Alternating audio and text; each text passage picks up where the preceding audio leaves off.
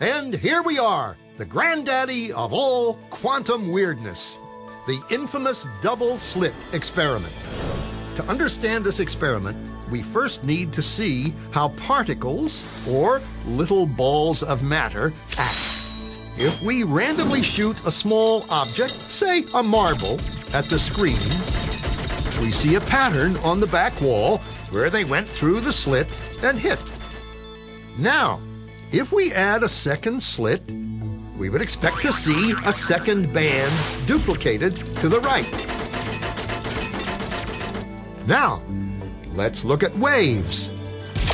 The waves hit the slit and radiate out, striking the back wall with the most intensity directly in line with the slit. The line of brightness on the back screen shows that intensity.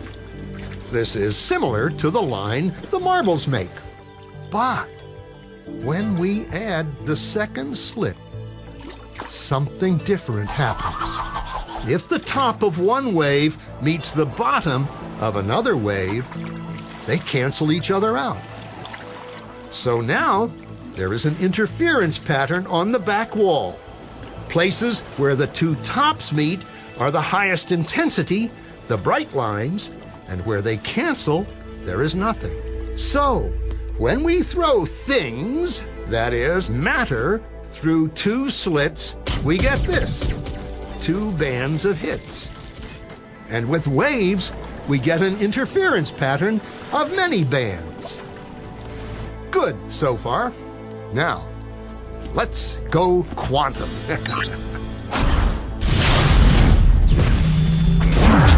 An electron is a tiny, tiny bit of matter, like a tiny marble. Let's fire a stream through one slit. It behaves just like the marble, a single band. So, if we shoot these tiny bits through two slits, we should get, like the marbles, two bands. What? An interference pattern. We fired electrons, tiny bits of matter, through. But we get a pattern like waves, not like little marbles. How? How could pieces of matter create an interference pattern like a wave? It doesn't make sense. But physicists are clever. They thought, maybe those little balls are bouncing off each other and creating that pattern. So, they decide to shoot electrons through one at a time. There is no way they could interfere with each other.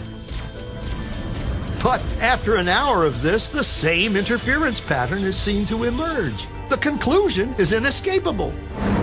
The single electron leaves as a particle, becomes a wave of potentials, goes through both slits, and interferes with itself to hit the wall like a particle. But mathematically, it's even stranger. It goes through both slits, and it goes through neither. And it goes through just one, and it goes through just the other. All of these possibilities are in superposition with each other. But physicists were completely baffled by this. So they decided to peek and see which slit it actually goes through. They put a measuring device by one slit to see which one it went through and let it fly. But the quantum world is far more mysterious than they could have imagined. When they observed, the electron went back to behaving like a little marble. It produced a pattern of two bands, not an interference pattern of many.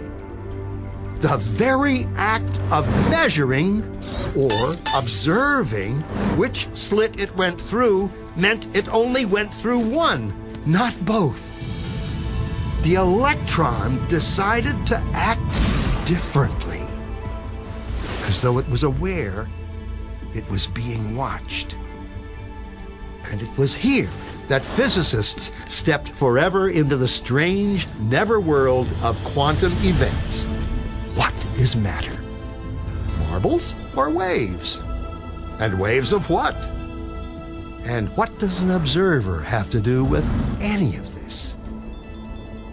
The observer collapsed the wave function simply by observing.